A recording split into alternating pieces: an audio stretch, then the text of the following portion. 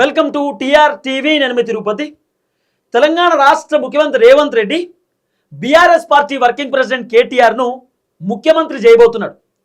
2028 ఎన్నికలలో కేటీఆర్ ముఖ్యమంత్రి కుర్చీలో కూర్చునేటటువంటి అవకాశం కనబడుతున్నది. రేవంత్ రెడ్డి ఎందుకు చేస్తాడు ముఖ్యమంత్రి కేటీఆర్ను? ఇప్పుడు జైలుకు పోయినటువంటి చాలామంది లీడర్లు ముఖ్యమంత్రులు అయ్యారు. రేవంత్ అన్న బీఆర్ఎస్ గవర్నమెంట్ ఉన్నప్పుడు జైలుకు పోయిండు, రేవంత్ అన్న ముఖ్యమంత్రి అయిండు. చంద్రబాబు నాయుడు ప్రతిపక్షంలో ఉన్నాడు, జగన్మోహన్ రెడ్డి ముఖ్యమంత్రిగా ఉన్నప్పుడు చంద్రబాబు నాయుడు జైల్లో వేసిరు. చంద్రబాబు నాయుడు జైలు నుండి బయటకు వచ్చిన తర్వాత ముఖ్యమంత్రి అయిండు. పవన్ కళ్యాణ్ రకరకాలుగా వైసీపీ లీడర్లు ఇబ్బంది పెడితే పవన్ కళ్యాణ్ డిప్యూటీ ముఖ్యమంత్రి అయిండు. కేసీఆర్ ఉద్యమ సమయంలో జైలుకు పోయిండు. కేసీఆర్ పైన రకరకాల కేసులు ఉన్నాయి, పోలీసులు ఇబ్బంది పెట్టిరు, కేసీఆర్ ముఖ్యమంత్రి అయిండు. ఇట్లా మాట్లాడుకుంటూ పోతే జైలుకు పోయినటువంటి లీడర్లు అందరూ కూడా ముఖ్యమంత్రులు అయ్యారు. ఇంక్లూడింగ్ వైఎస్ జగన్మోహన్ రెడ్డి జైలుకు పోయి వచ్చిన తర్వాత ముఖ్యమంత్రి అయిండు. అంటే జైలుకు పోయినటువంటి లీడర్లు అందరూ కూడా రాష్ట్రాలకు ముఖ్యమంత్రులు అవుతున్నారు. రేపో మాపో కేటీఆర్ కూడా చెర్లపల్లి జైలుకో చెంచల్గూడ జైలుకో పోయేటటువంటి అవకాశాలు కనబడుతున్నాయి. కేటీఆర్ జైలుకు పోయి వచ్చిన తర్వాత ఆయన కూడా 2028 ఎన్నికలలో బీఆర్ఎస్ అధికారంలోకి వచ్చిన తర్వాత కేటీఆర్ ముఖ్యమంత్రి కుర్చీలో కూర్చునేటటువంటి అవకాశాలు బలంగా కనబడుతున్నాయి. ఇది నేను చెప్తున్న మాట కాదు, చాలా మంది రాజకీయ విశ్లేషకులు, సీనియర్ జర్నలిస్టులు రకరకాలుగా మాట్లాడుకునేటటువంటి కార్యక్రమం చేస్తున్నారు. మరి కేటీఆర్ ఎందుకు జైలుకు పోతాడు? ఇప్పుడు కాంగ్రెస్ గవర్నమెంట్ వచ్చిన దగ్గర నుండి ఇప్పటిదాకా సోషల్ మీడియాలో వినబడినటువంటి రచ్చేంది? రేవంత్ రెడ్డి అయినా కాంగ్రెస్ పార్టీ ఎమ్మెల్యేలు, ఎంపీలు, మంత్రులు, ఎమ్మెల్సీలు చాలా మంది పొద్దుగాల లేస్తే వాళ్ళు చెప్పినటువంటి మాట ఏంది? ఖచ్చితంగా కేసీఆర్ని జైల్లో పెడతాం, కేటీఆర్ని జైల్లో పెడతాం, హరీష్ రావుని జైల్లో పెడతాం, సంతోష్ రావుని జైల్లో పెడతాం, కవితను జైల్లో పెడతాం, కల్వకుంట్ల కుటుంబం స్కామ్ చేసిరు, కల్వకుంట్ల కుటుంబం అవినీతికి పాల్పడ్డారని చెప్పి రకరకాలుగా వాళ్ళ పైన మాట్లాడేటటువంటి కార్యక్రమం చేసిరు. ఆఖరికి ఫోన్ ట్యాపింగ్కి సంబంధించినటువంటి విచారణ విషయంలో కూడా కేటీఆర్ను, హరీష్ రావును కంప్లీట్ ఆ నలుగురిని, కేసీఆర్ కుటుంబంలో ఉన్నటువంటి నలుగురిని కీలకమైనటువంటి వ్యక్తులను జూబ్లీహిల్స్ పోలీస్ స్టేషన్ పిలిచిరు, పోలీస్ స్టేషన్లో విచారణ కూడా చేసిరు. కేసీఆర్ను కూడా ఫోన్ ట్యాపింగ్కి సంబంధించినటువంటి వ్యవహారంలో విచారణ చేసిరు. కాళేశ్వరం స్కామ్ అని చెప్పి కేసీఆర్ని కూడా విచారణ చేసిరు. ఇక తర్వాత సంతోష్ రావుని కూడా తానిక్ స్కామ్ అని చెప్పి ఇంకోటి అని చెప్పి రకరకాల ఆరోపణలు వచ్చినాయి. ఇక హరీష్ రావు ఏమో భూములు కబ్జాలు పెట్టిండని, ఆర్థిక శాఖలో అవినీతికి పాల్పడడని, ఇరిగేషన్ శాఖలో అవినీతికి పాల్పడని చెప్పి రకరకాలుగా హరీష్ రావు పైన కూడా ఎలిగేషన్ చేసేటటువంటి కార్యక్రమం చేశారు. తర్వాత కేటీఆర్ పైన రకరకాల ఆరోపణలు చేశారు. ఫస్ట్ ఆరోపణ వచ్చేసి కేటీఆర్ ఫార్ములా ఈ కార్ రేసింగ్కి సంబంధించినటువంటి వ్యవహారంలో కేటీఆర్ గవర్నమెంట్కి తెలియకుండా, ఆర్థిక శాఖకు తెలియకుండా, క్యాబినెట్కి తెలియకుండా, ఆ రోజు ముఖ్యమంత్రిగా ఉన్నటువంటి కేసీఆర్కు తెలియకుండా కేటీఆర్ ఇష్టానుసారంగా 45 కోట్ల రూపాయలు ఫార్ములా ఈ కార్ రేసింగ్ వాళ్ళకి డబ్బులు కొట్టిండు అక్రమంగా. ఎవరికి తెలియకుండా తెలంగాణ ప్రజల సొమ్ము, గవర్నమెంట్ పైసలు ఫార్ములా ఈ కార్ రేసింగ్ వాళ్ళకి 45 కోట్ల రూపాయలు ట్రాన్సాక్షన్ చేసిండు.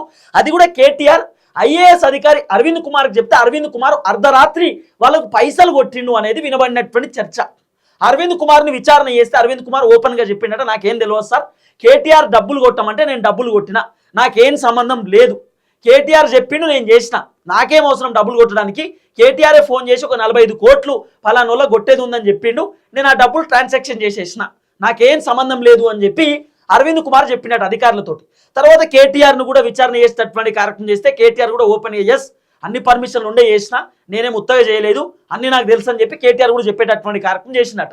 ఇప్పుడు ఏసీబీ అధికారులు కేటీఆర్కి సంబంధించినటువంటి కేసు విషయంలో ఏదైతే 45 కోట్ల రూపాయల స్కామ్ జరిగిందని చెప్తా ఉన్నారో ఆ విషయంలో ఛార్జ్ షీటు దాఖలు చేసేటటువంటి కార్యక్రమం చేశారు. ఆ ఛార్జ్ షీట్లో కేటీఆర్ A1గా ఉన్నాడు, A2గా అరవింద్ కుమార్ ఉన్నాడు. సో రేపో మాపో రేవంత్ రెడ్డి ప్రభుత్వం ఈ ఫార్ములా ఈ కార్ రేసింగ్కి సంబంధించినటువంటి వ్యవహారంలో కేటీఆర్ని తీసుకుపోయి జైల్లో పెట్టేటటువంటి కార్యక్రమం చేయవచ్చు అనేది వినబడుతున్న చర్చ. దీంట్లో 2 పాయింట్స్ ఉన్నాయి. ఒకటి, అసలు కేటీఆర్ని అరెస్ట్ చేస్తే లాభమా నష్టమా? కేటీఆర్ అరెస్ట్ అయితే మన సానుభూతి వస్తుందా? ఇప్పుడు కేవలం 45 కోట్ల రూపాయల స్కామే అంటున్నారు. ఇప్పుడు ఏదో 4500 కోట్ల రూపాయల స్కామో, 450 కోట్ల రూపాయల స్కామో కాదు, కేవలం 45 కోట్ల రూపాయల స్కామ్ అనేది వినబడుతున్న చర్చ. కేటీఆర్ ఏమంటున్నాడు?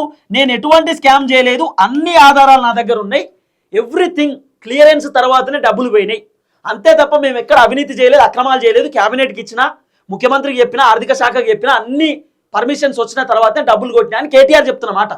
కానీ ఏసీబీ అధికారులు ఛార్జ్ షీట్ దాఖలు చేసిర్రు, దాంట్లో అరవింద్ కుమార్ చెప్పినటువంటి మాటలను కూడా పొందుపరిచిర్రు. లేదు కేటీఆర్ చెప్తే నేను కొట్టినా అని చెప్పి ఏసీబీ అధికారులు ఛార్జ్ షీట్లో వేసేటటువంటి కార్యక్రమం చేసిరట. అయితే కేటీఆర్ A1గా ఉన్నాడు కాబట్టి సో మ్యాక్సిమం 45 కోట్ల రూపాయలు గవర్నమెంట్కి తెలియకుండా కేటీఆర్ డబ్బులు కొట్టిండు అనేటటువంటి ఆరోపణ అంటారు, నిజం అంటున్నారు.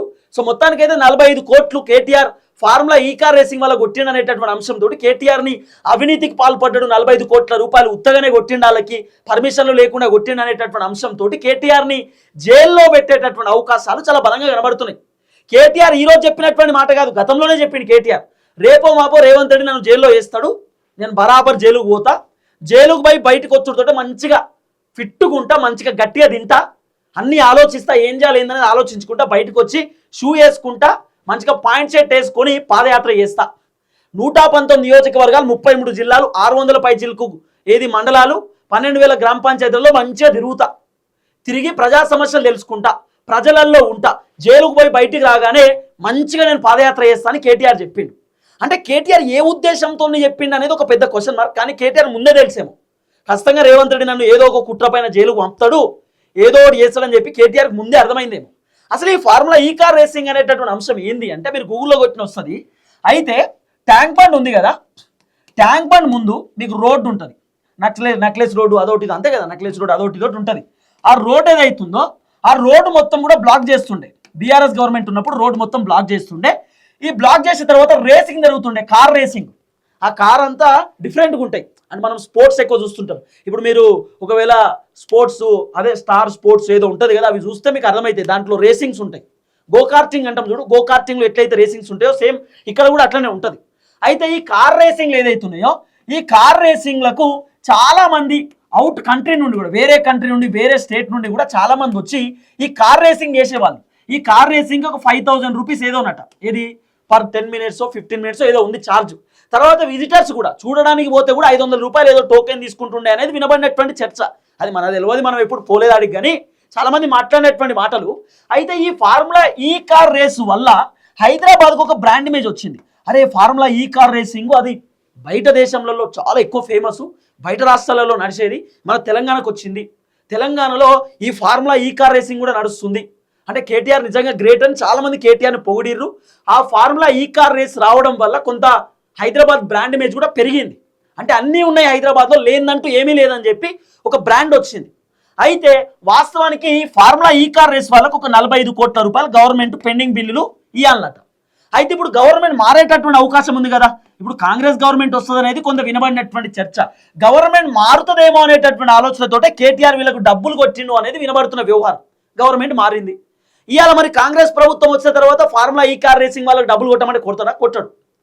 అది బీఆర్ఎస్ హయాంలో జరిగింది, మాకేం అవసరం, పోయి కేటీఆర్ని అడుక్కోరి, మాకేం అవసరం, మాకేం సంబంధం అని చెప్పి రేవంత్ రెడ్డి చేతులు దులుపుకునేటటువంటి కార్యక్రమం చేస్తాడు.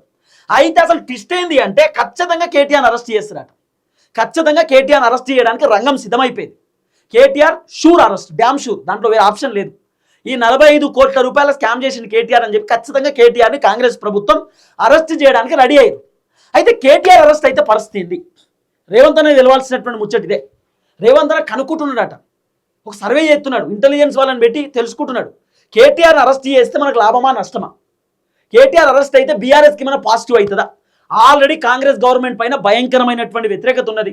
రైతు భరోసా విషయంలో రైతులు చాలామంది ప్రభుత్వాన్ని తిడుతున్నారు, మహిళలు తిడుతున్నారు, తెలంగాణ సమాజం అంతా కాంగ్రెస్ గవర్నమెంట్ పైన కోపంతో ఉన్నారు. ఈ నేపథ్యంలో కేటీఆర్ అరెస్ట్ చేస్తే ఇబ్బంది అవుతుందా? రేవంత్ అన్నకు క్లారిటీ ఏముందంటే, కేసీఆర్ బాపు నువ్వు ఎక్కడున్నావు, నువ్వు బయటికి రావాలి, కేసీఆర్ అన్నా నువ్వు బయటికి రా అని చెప్పి చాలా మంది జనం కేసీఆర్ని పిలుస్తున్నారు. అంటే రేవంత్ రెడ్డి పైన ఉన్నటువంటి వ్యతిరేకత, కాంగ్రెస్ పైన ఉన్నటువంటి వ్యతిరేకత కాస్త మళ్ళీ కేసీఆర్కు ఫేవర్ అవుతుంది. అంటే కేసీఆరే మంచో చెడో కేసీఆర్ ఉంటేనే మంచోడు, కేసీఆర్ ఉన్నప్పుడే బాగుంటుండే, కేసీఆర్ ఉన్నప్పుడు రైతు బంధు టెన్షన్గా వస్తుండే, పెన్షన్ వస్తుండే, కేసీఆర్ ఉన్నప్పుడు రేవంత్ రెడ్డిలకి ఇల్లులు కూల్చేయలే, కేసీఆర్ ఉన్నప్పుడు ఆయన పని ఆయన చేసుకుంటూ పోయిండు, కానీ ఇట్లా రేవంత్ రెడ్డిలకి ఆగమాగం చేయలేదని చెప్పి చాలా మంది జనం కేసీఆర్ని పొగుడుతున్నారు, కేసీఆర్కు పాజిటివ్గా మాట్లాడుతున్నారు. ఈ సమయంలో కేటీఆర్ను అరెస్ట్ చేస్తే ఖచ్చితంగా కేసీఆర్ బయటకు వస్తాడు, బయటకు వచ్చి ప్రెస్ మీట్ పెడతాడు, మాట్లాడతాడు. ఎందుకంటే ఇప్పుడు బీఆర్ఎస్ పార్టీకి 2 తలలు, ఒకటి హరీష్ రావు, ఒకటి కేటీఆర్. దాంట్లో కీలకమైనటువంటి వ్యక్తి కేటీఆర్. కేసీఆర్ ఏమో కంప్లీట్ శరీరం, కేసీఆర్ లేకపోతే పార్టీ లేదు. కానీ ఇప్పుడు తలలు ఇంపార్టెంట్ 2, అంటే 2 కండ్లు. తల ఏమో కేసీఆర్, 2 కండ్లు, ఒకటి హరీష్ రావు, ఒకటి కేటీఆర్. కాబట్టి ఇప్పుడు కేటీఆర్ జైలుకు పోతే బీఆర్ఎస్కి డ్యామేజ్ అవుతుందా, బీఆర్ఎస్కి ఫేవర్ అవుతుందా అని ఆలోచిస్తున్నట్టు అన్న రేవంత్ అన్న. కానీ ఇప్పుడున్నటువంటి సందర్భంలో ఇప్పుడున్నటువంటి సమయంలో కేటీఆర్ని కనుక రేవంత్ రెడ్డి అరెస్ట్ చేస్తే 2028లో కేటీఆర్ పక్కా సీఎం, దాంట్లో వేరే ఆప్షన్ లేదు అనేది వినబడుతున్న చర్చ. ఎందుకంటున్నా అంటే ఇప్పుడు కేటీఆర్ని ఒకవేళ రేవంత్ రెడ్డి జైల్లో పెట్టిండనుకో, బీఆర్ఎస్ వాళ్ళు పొద్దుగాల లేసి ఏం మాట్లాడతారు తెలుసా?